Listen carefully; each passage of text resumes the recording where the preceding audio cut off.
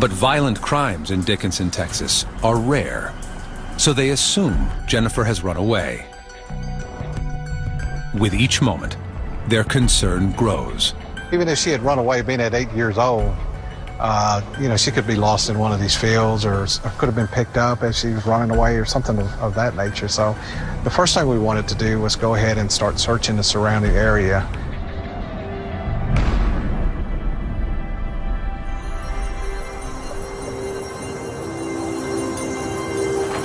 Later that day, 9-year-old Cruz Nunez and his friends start a game of tag. Be careful, guys! In the overgrown field behind his house.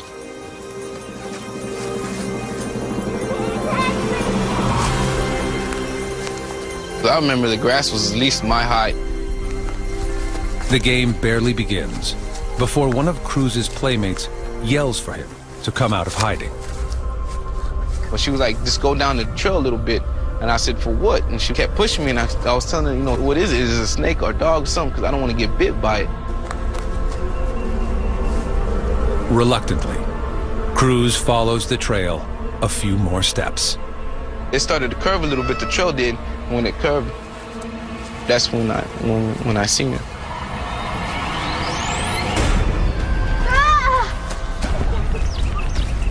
A little girl is lying in the grass, and she appears to be dead. She was, completely nude, and I just seen a bunch of blood, and it really bothered me. I never, I was little to see something like that. Ah! What is it? Cruz and his friends race back to his home. I was such in a hurry, I missed the front step, and I fell inside the living room. And my mom and dad and everybody jumped up, and they were asking me what's going on, what's wrong with me.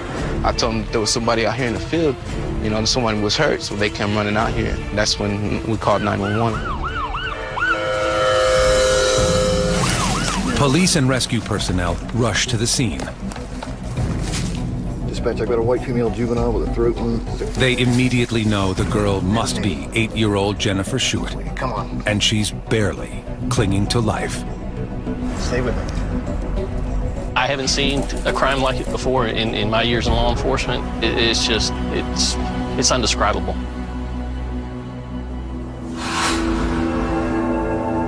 Jennifer is airlifted to a hospital in Galveston. There, doctors determine she has been raped. And there's more. Her throat has been sliced from ear to ear, severing her vocal cords. I was able to see the photographs from when she was in the hospital. The photographs that I saw depicted to me a young female that was deceased, and that's the way she looked to me. Doctors labor to save Jennifer's life. We just got her out of surgery. We're not sure if she's going to be okay yet, but we're... They deliver the devastating news to her family that if she lives, she may never talk again.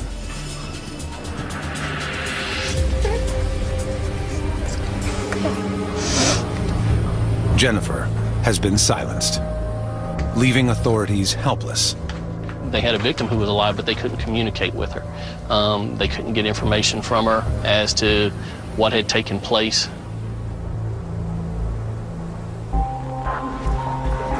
Fear grips the entire hospital staff, including Sharon McBride, a registered nurse who has a daughter Jennifer's age. It was terrifying to think that something like this, could happen to my own daughter. Nurse McBride encourages Jennifer to fight for her life and to somehow communicate to police who has done this to her. I was just reassuring her and telling her how brave she was.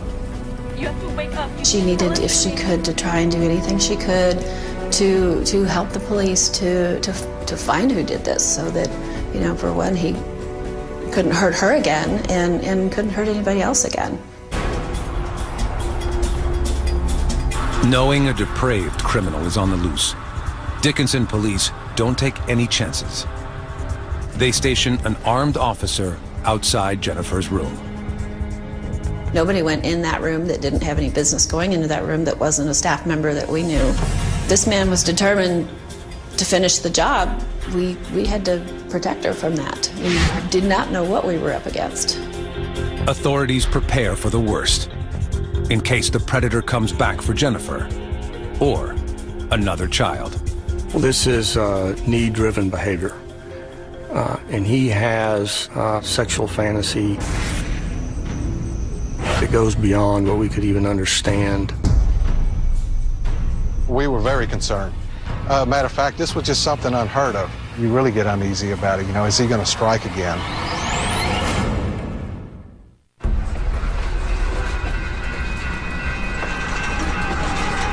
August 11th, 1990. In a Galveston hospital, 8-year-old Jennifer Schuett is fighting for her life after being found in an overgrown field, naked, sexually assaulted, and with her throat slit. Jennifer's parents have been told that if she survives, she may never talk again. Without Jennifer's voice, it will be almost impossible for investigators to track down her predator. And Dickinson, Texas police are desperate to find him. There's always a clue. There's going to be something there, you just have to find it. And that's the hard part. Investigators scour the site where Jennifer was found. Using an ultraviolet light, evidence technician John Pruitt discovers microscopic cotton fibers just feet from where the tiny victim was left. My thought process at that time was, did this individual cut his own clothing off? Was he so focused on hurting this child that he cut his own clothing off? So those fibers were going to be important at one point if we could ever find something to match them to. Police extend their search for evidence and find Jennifer's pink pajama top and cotton underwear 2 blocks away.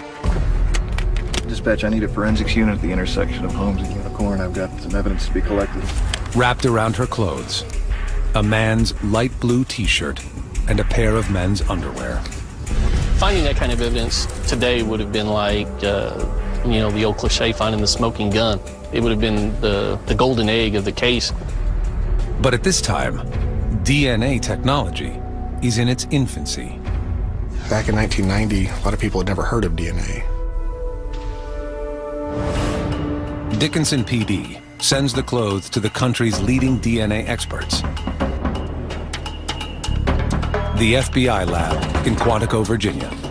The FBI laboratory had been doing DNA testing for 2 years at that time, and you needed a pretty good sized body fluid stain, either a blood stain or a semen stain about the size of a quarter. As investigators wait for results, they work feverishly to establish any lead they can. We couldn't rule out anything. There was nothing you could rule out at that time. Everything was ruled in. To their amazement, they get an unexpected break. Thanks to the care of nurse Sharon McBride, Jennifer's condition improves.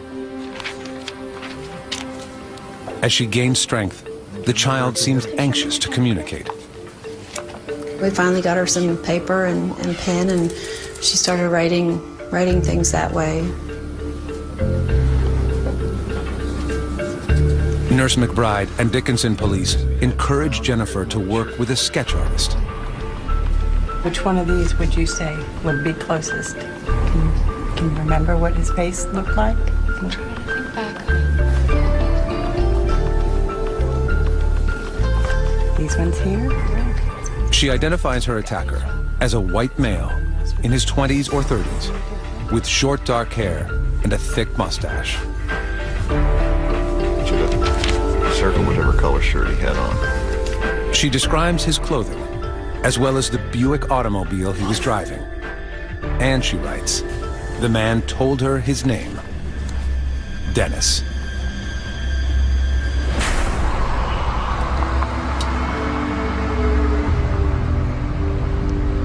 Police release the sketches to the media in the hopes someone will recognize Jennifer's attacker or the car. Leads pour in, but go nowhere. it gets frustrating because you think that, oh wow, here we go, we've got a break in this case, and unfortunately we hit dead ends every time. But what happens next It's gonna be okay. surprises everyone. Doctor! She just made a noise. Despite the dire prediction of her doctors, Jennifer begins to speak. I think everybody was in tears when she talked. It was a miracle. It was. Well, we were in the car. Jennifer begins telling police everything that she experienced, and the details are excruciating.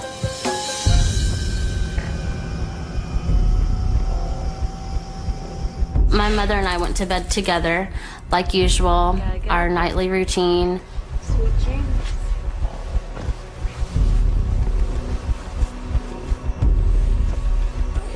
And then in my sleep, I was itching my mosquito bites and kicking her.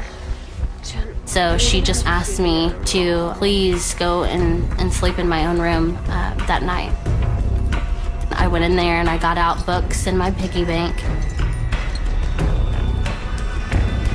and fell asleep with my light on in my room, in my bed. Around 2:30 a.m., in the dark of night, the unspeakable happened.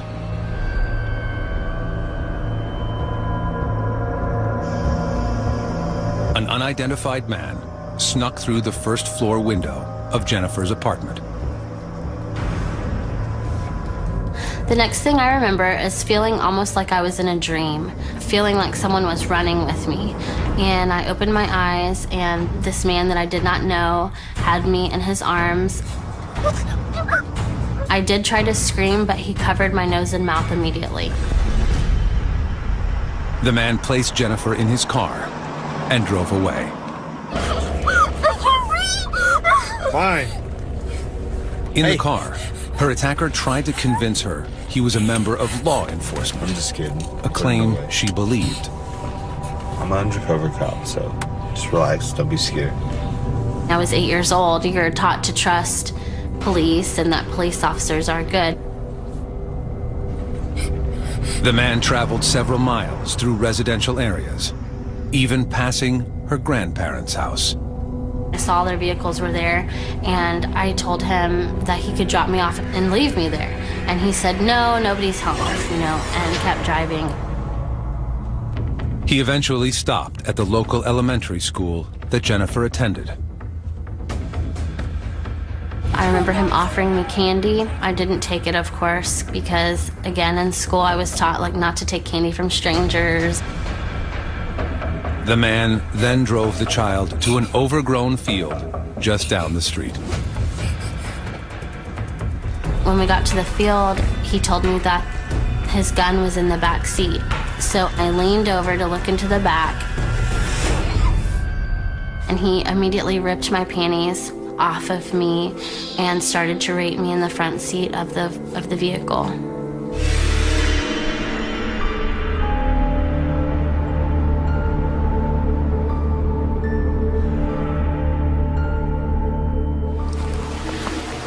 Jennifer blacked out and awoke to find she was being dragged by her ankles through the field. He had stopped dragging me. I had my eyes open and immediately shut them and played dead.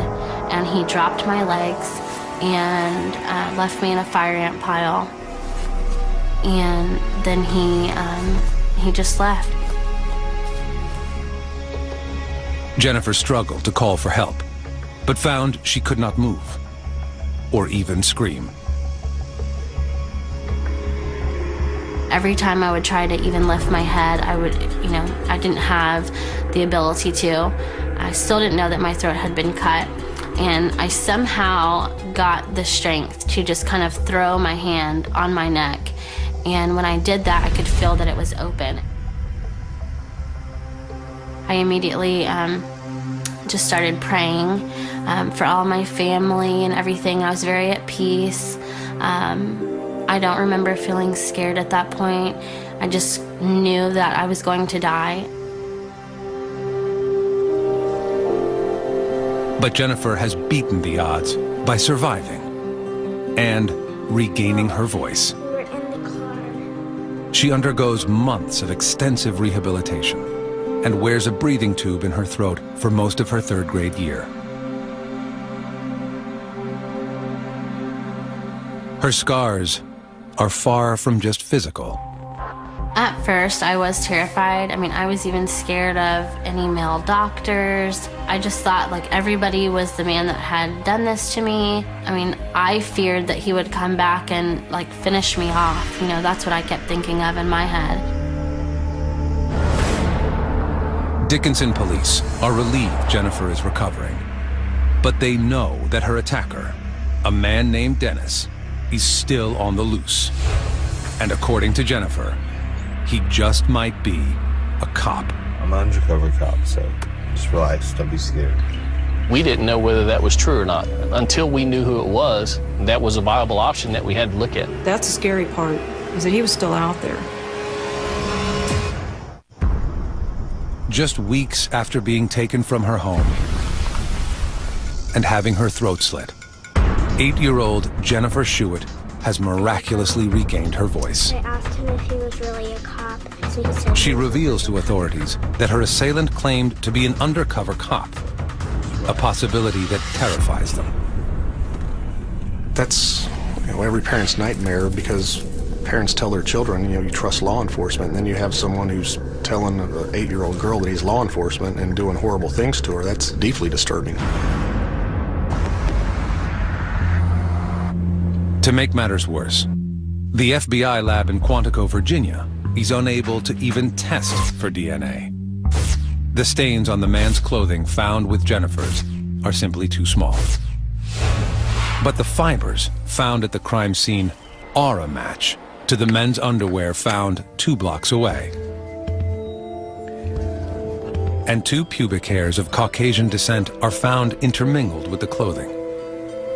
But given the current technology, analysts are afraid that testing the hairs could jeopardize the entire case.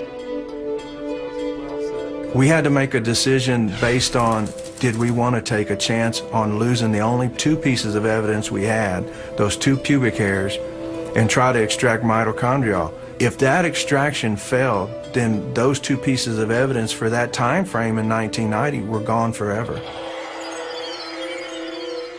Investigators make the difficult decision to delay further testing until they have a viable suspect. Here we have a bunch of evidence, if you will, that was recovered from a scene that, and our hands are tied. So we have an individual walking around out there, driving around looking for another victim, and we couldn't do anything. That suddenly changes in 1993. It's a man that Police get a promising lead when Jennifer, now a 5th grader, is reading the newspaper and sees an obituary for someone who looks like her attacker. The deceased man was in prison and, as it turns out, attended high school with Jennifer's mother. Her mother, in her mind, put 2 and 2 together and felt this must be her attacker.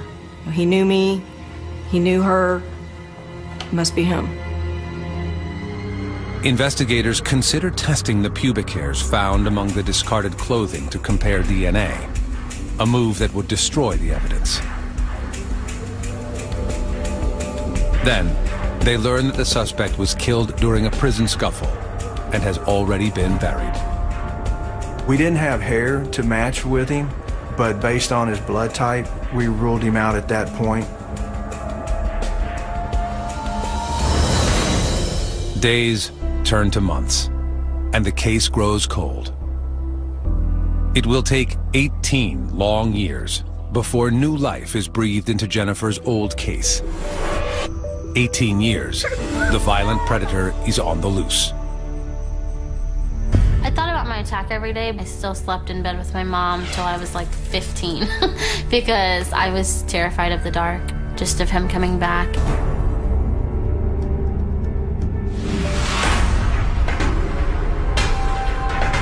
In January 2008, Dickinson police assigned Detective Tim Cromie to review the department's cold case files. including Jennifer's. This case had been here for 18 years. I knew a lot of the investigators personally. I didn't want to talk to any of them and get opinions from them. I wanted to start with fresh eyes. He asks for help from an acquaintance in the FBI's Texas City Resident Agency. Special Agent Richard Renison. The agent specializes in the most heinous of crimes, those against children. The thought of an 8-year-old child laying in a field and covered in ants and after a horrible sexual assault, it's just horrendous. It's just terrible to think about. The investigators begin reviewing the evidence and reach several conclusions about the perpetrator. Tim and I both thought it was someone familiar with the area or someone local, and mainly because Jennifer's apartment was probably a quarter mile from Interstate 45, which is the main interstate between Houston and Galveston. Yet she was found the opposite direction from the interstate, further into Dickinson, in a very secluded area that had basically one way in, one way out. Surprisingly, they find that the key evidence, the clothing found near the crime scene 18 years earlier, has been perfectly preserved in a room within the Galveston County Sheriff's Office. Everything was always, kept just the way it was supposed to. It was preserved very well, and they really felt like maybe we had an answer just lying right there in Galveston County in that clothing. The evidence is old, and DNA deteriorates rapidly in humid conditions. But DNA technology has made great strides since the early 90s, and there's a slight chance it can still be recovered. Investigators send the clothing to the FBI lab in Quantico, Virginia, to be re-examined. We were cautiously optimistic, but no, we couldn't send that off and just sit back and wait for that to happen, because there was that skepticism that we weren't going to get anything just because of age. While waiting for the results of the DNA testing, Detective Cromie learns Jennifer's case has been selected for additional assistance from the FBI's Child Abduction Rapid Deployment, or CARD team. This is great news for Jennifer, who is actively helping investigators, providing all the memories and tips she can to catch the predator. I wanted that time with him in the courtroom. I wanted him to know that he chose the wrong little 45-pound, 8-year-old girl to try and murder. The FBI assigns a forensic sketch artist to meet with Jennifer to compose an age-enhanced picture of the suspect, who told her his name was Dennis. The Bureau also offers a $10,000 reward for tips. We were hoping to find that one person who knew of the crime that the perpetrator told about and that would be willing to talk to us now, that was afraid to talk to us back then. Their efforts go nowhere. All hope seems to hinge on evidence that's been sitting in a box for 18 years. The longer things went before we heard back from the lab, I think my optimism was fading a little bit.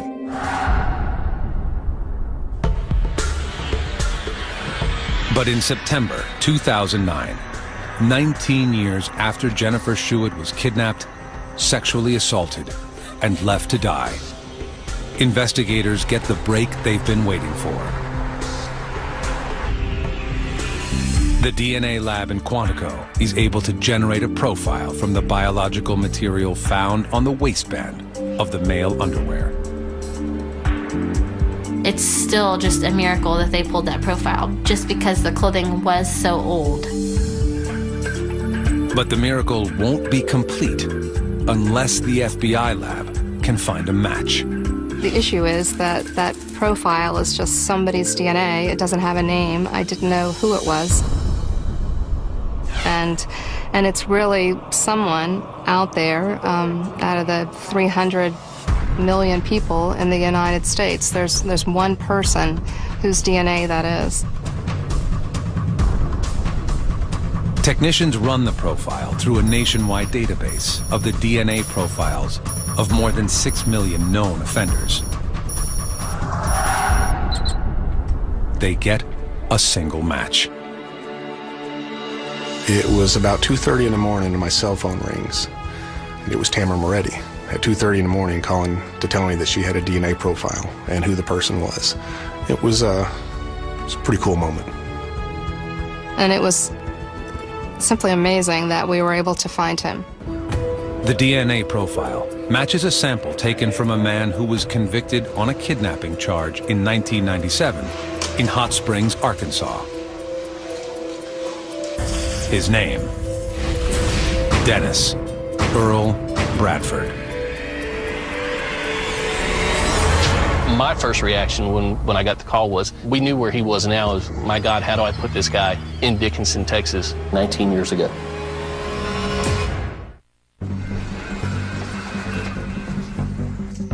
Nearly 20 years after the kidnap and sexual assault of 8-year-old Jennifer Schuett, investigators finally have a suspect.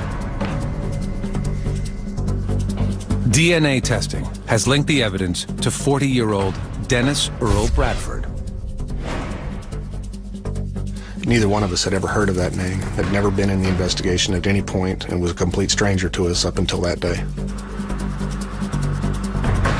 Dickinson Police Detective Tim Cromie and Special Agent Richard Renison are anxious to learn more about this mysterious suspect. We had to show that this person was in Dickinson at the time, that he could have been responsible for the crime, and it wasn't some sort of administrative or clerical error that accidentally gave his DNA profile into this case. At first glance, Bradford seems like an upstanding citizen. He works as a welder in Little Rock, Arkansas, and is married with children. He had a lot of aspects to his life that made him look like just a perfect, normal family man.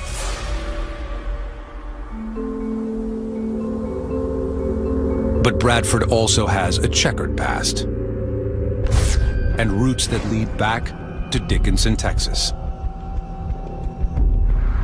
Bradford attended high school there, and arrest records show he had been cited for traffic violations 3 years before Jennifer's kidnapping. Police search for his old address and hit the jackpot. He gave his home address as apartments that were adjacent to where Jennifer lived, and probably 200 yards on a straight line if you walked them. Authorities obtained Bradford's driver's license photo and are stunned by the striking resemblance to the sketch Jennifer helped the artist render almost 2 decades earlier. You think that's him? After all these years, you kind of question yourself, you know, just because there's never really been any big leads or suspects. It's like, okay, am I really remembering what he looked like? And everything was right on point with, you know, what I said right from the beginning.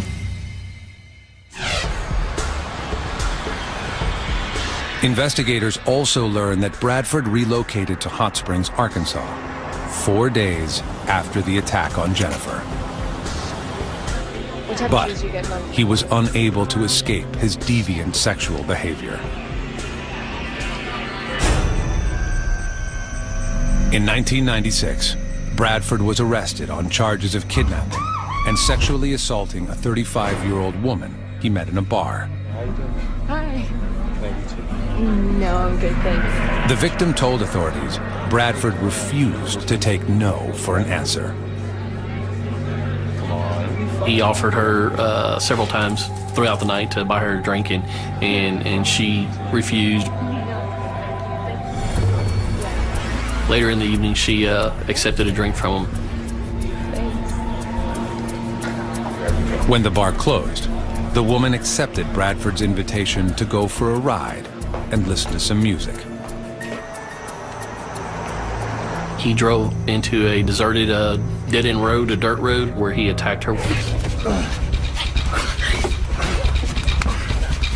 Bradford sexually assaulted her. Cut it out!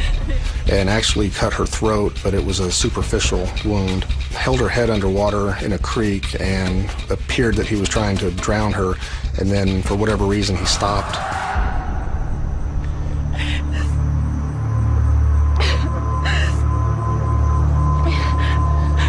And cleaned her up a little bit and drove off. The woman remembered Bradford's license plate and reported the attack to police.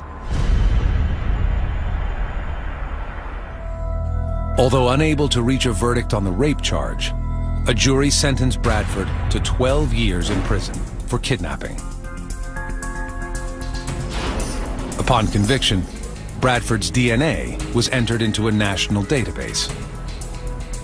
If he knew that we did recover that clothing, I'm sure he had to worry about that. I'm sure he thought every day of his life he looked over his shoulder wondering when it was going to come back to haunt him.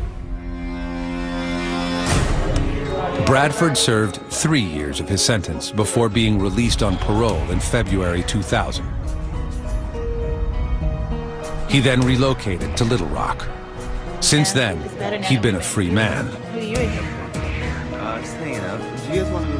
But the FBI is about to change that. On October 13th, 2009, authorities pulled Dennis Bradford over during his morning commute to work with his wife. You're making a big mistake here. We decided it would be best to have patrol officers pull him over and tell him that he had an outstanding warrant. I need you to put your hands back behind your back for me. We need to take you downtown and talk to us. What is this all about, sir? Which in fact was truthful. We just didn't tell him that it was for attempted capital murder from 1990 in Texas.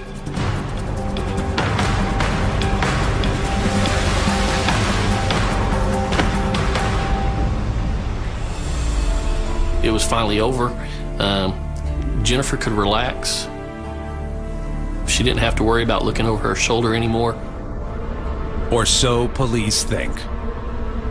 Because Jennifer's quest for justice is about to take another startling turn. 27-year-old Jennifer Schuett has waited nearly 2 decades for the arrest of the man who savagely assaulted her and left her for dead when she was just a child.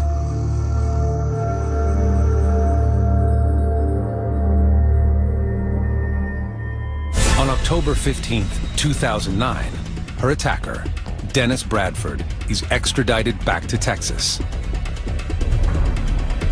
And Jennifer comes face to face with him. Detective Cromie and I drove Mr. Bradford back from the airport and brought him to the Dickinson Police Department. And Jennifer was there waiting. Jennifer can't believe her attacker is finally in custody and wants to see him for herself. Bradford is placed in a holding cell with a 2-way mirror.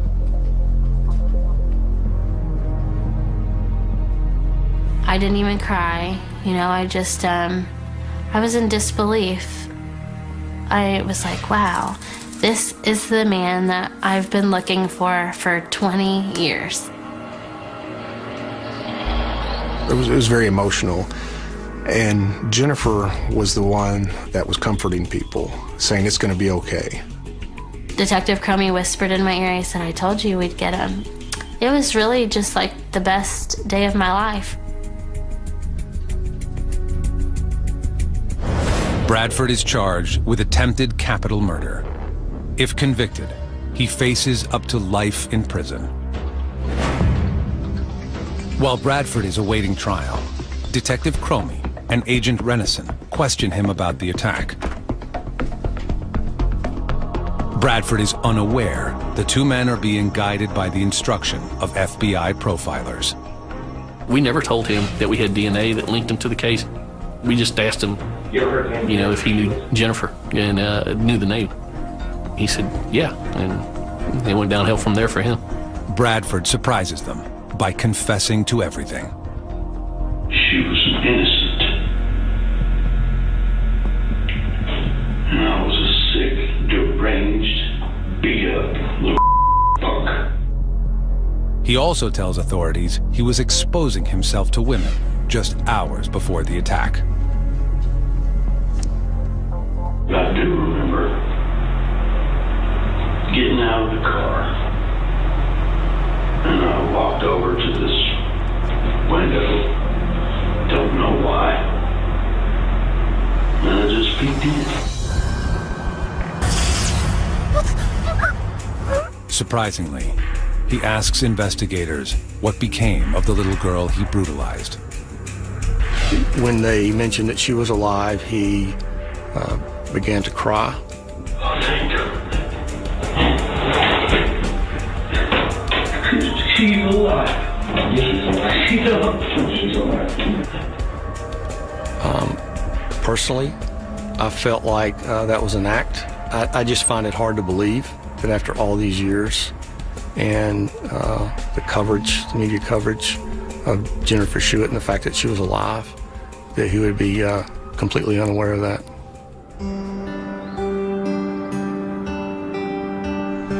Jennifer is waiting for her day in court, when she can look Bradford in the eye and tell him how his actions have changed her life. But that day will never come. 7 months after his arrest, on May 10th, 2010, guards at the Galveston County Jail find Dennis Bradford's body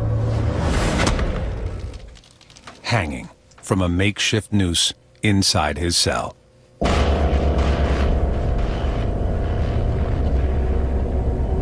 Could just be his, narcissistic way of telling law enforcement, look, you got me, but justice is not going to play out in this matter. He has control of that by killing himself.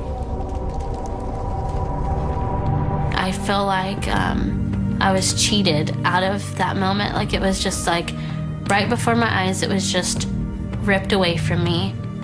And it was very devastating to me.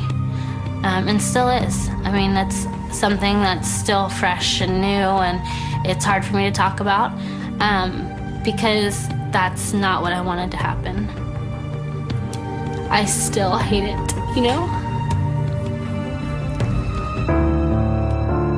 There are other scars that Jennifer has learned to live with. I've always wanted, a big family, and so finding out that because of the attack that, I won't be able to conceive naturally, I mean, that was heartbreaking to me. But again, there's nothing I can do about it but move forward and keep a positive outlook. Jennifer has completed a 15-week course at the Dickinson Citizens Police Academy. She has returned to school and hopes to earn a degree in criminology. For now, she shares her story through speaking engagements. There are thousands of victims every year like Jennifer. Unfortunately, a lot of them don't live through it. And Jennifer, I think, is able to give hope to people who have been victims of some horrible crime and let them know that it's going to be okay, you can get on with your life. She always credits the investigators who held her hand in the fight for justice. I appreciate that they let me be involved because, I think that they knew as much as I did that we needed each other.